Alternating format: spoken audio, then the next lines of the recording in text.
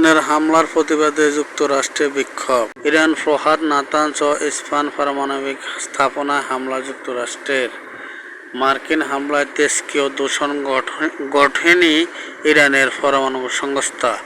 Hormuz প্রণালী বন্ধের পথে ইরান। মধ্যপ্রাচ্যের দীর্ঘস্থায়ী সংঘাতে আগ্রহী নয় যুক্তরাষ্ট্রের জেডি ভ্যান্স। ইরান থেকে বাংলাদেশের প্রথম দল ফিরতে পারেন আগামী সপ্তাহে। ইরানের ও মার্কিন জনগণের সঙ্গে ট্রাম্প বিশ্বাসঘাতকতা করেছেন আরাগাছি। মস্কোতে সোমবার পুতিনের সঙ্গে আলোচনায় বসছে ইরানের পররাষ্ট্রমন্ত্রী। জাতিসংঘের পরমাণু সংস্থায় জরুরি বৈঠক সোমবার। ট্রাম্পের হামলা নিন্দায় পাকিস্তান। প্রতিবেশী ইরানে পারমাণবিক স্থাপনা ট্রাম্পের হামলা নিন্দায় জানিয়েছেন পাকিস্তান। যদিও আগামী দিন ইসলামাবাদ বলেছিল ট্রাম্পকে শান্তির জন্য নোবেল পুরস্কার দেওয়া উচিত। পাকিস্তান রোববার বলছেন ইরানের পারমাণবিক স্থাপনায় বোমা হামলায় যে নির্দেশনা দেন ট্রাম্প তা আন্তর্জাতিক আইনে লঙ্ঘন। ইরান সংগঠন সমাধান কেবল কূটনৈতিক পথে হতে পারে। সেই দিন পাকিস্তান বৃহত্তর শহর করাচিতে হাজার হাজার মানুষ ইরানে যুক্তরাষ্ট্র ও ইসরায়েলের হামলার প্রতিবাদ জানান। যুক্তরাষ্ট্রের শহরে শহরে বিক্ষোভ। ইরানের 3 পারমাণবিক স্থাপনায় মার্কিন বাহিনী হামলার প্রতিবাদে রোববার যুক্তরাষ্ট্রের 12টির বেশি শহরে বিক্ষোভ অনুষ্ঠিত হয়েছে। নিউ ইয়র্ক টাইমস লিখেছে, কিছু বিক্ষোভ শত শত মানুষ অংশ নেয়, কোনোটিতে কয়েক ডজনের মতো অংশ নেয়।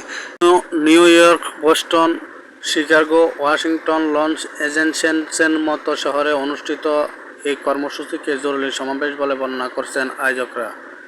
একাধিক স্থানে বিক্ষোভকারী ইরানের পতাকা বহন করে, কেউ কেউ সাইনবোর্ড ও ব্যানার ধরে রেখেছেন এবং সেগুলো বেষ্টনীয় ভবনের গায়ে লাগিয়ে রেখেছেন। সেইখানে লেখা ছিল, ইরানের যুদ্ধ নয়। ওয়াশিংটনে হোয়াইট হাউসের ফটকের বাইরে অন্তত 200 জনের বেশি বিক্ষোভকারী প্রেসিডেন্ট ট্রাম্পের হামলার নিন্দা জানান, যাদের মধ্যে কিছু যুদ্ধবীরও ছিলেন। 78 বছর বয়সী রান কারমাইকেল ভিয়েতনামের যুদ্ধে হেলিকপ্টার চালাতেন। তার বাসায় ট্রাম্প একজন রাজা হয়ে উঠতে চাইছেন। শিকাগো শহরের কেন্দ্রস্থলে 2 শতাধিক বিক্ষোভকারী দেখা গেছে। কিছু বিক্ষোভকারী বলছে, ইরানের সঙ্গে উত্তেজনা গাজা ফিলিস্তিনিদের দুর্ভোগ আরও বাড়াবে।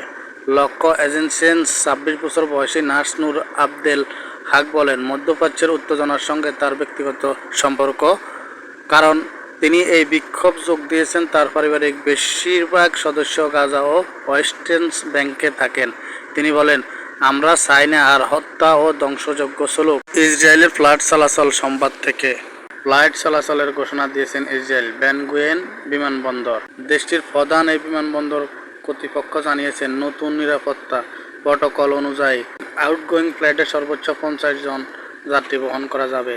ইরানের দূরপাল্লার ক্ষেপণাস্ত্র হামলার ঝুঁকির কারণে বড় জামায়াতে এমন দরকারি নয় এমন কর্মস্থল বন্ধ রাখার নির্দেশ দিয়েছেন দুর্যোগ ব্যবস্থাকারী home front command.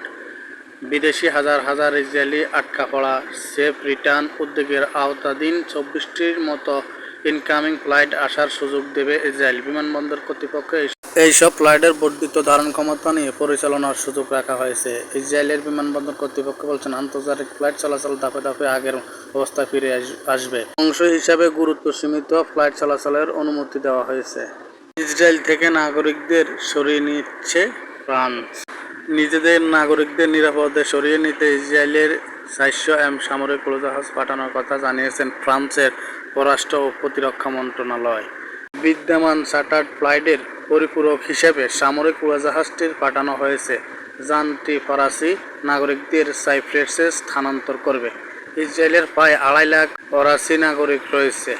Al Jazeera সূত্রে এই খবর পাওয়া যায়। এদিকে পুতিনের সঙ্গে বৈঠক করবেন আরাগচি। রুশ প্রেসিডেন্ট ভ্লাদিমির পুতিনের সঙ্গে সোমবার মস্কোতে জরুরি আলোচনায় বসবে ইরানের পররাষ্ট্রমন্ত্রী আব্বাস আরাগচি। আগের দিন তিনি বলছেন, রাশিয়া হচ্ছে ইরানের বন্ধু এবং আমরা কৌশলগত বন্ধুত্ব উপভোগ করি। মার্কিন প্রেসিডেন্ট বারাক ওবামার আমলে ইরানের সঙ্গে একটি পারমাণবিক চুক্তি হয়েছিল। রাশিয়া ওই চুক্তির অন্যতম স্বাক্ষরকারী দেশে উল্লেখ করে আব্বাস আরাগচি বলেন, আমরা সবসময় একে অপরের সঙ্গে পরামর্শ করি এবং আমাদের অবস্থান সমন্বয় করি। রুশ প্রেসিডেন্টের সঙ্গে জরুরি আলোচনার বসার তথ্য দিয়ে তিনি বলেন, আমরা একে অপরের সঙ্গে কাজ চালিয়ে যাব। এই ছিল এখনকার সংবাদ। পরবর্তী সংবাদ পেতে আমাদের সঙ্গে থাকবেন। আল্লাহ হাফেজ।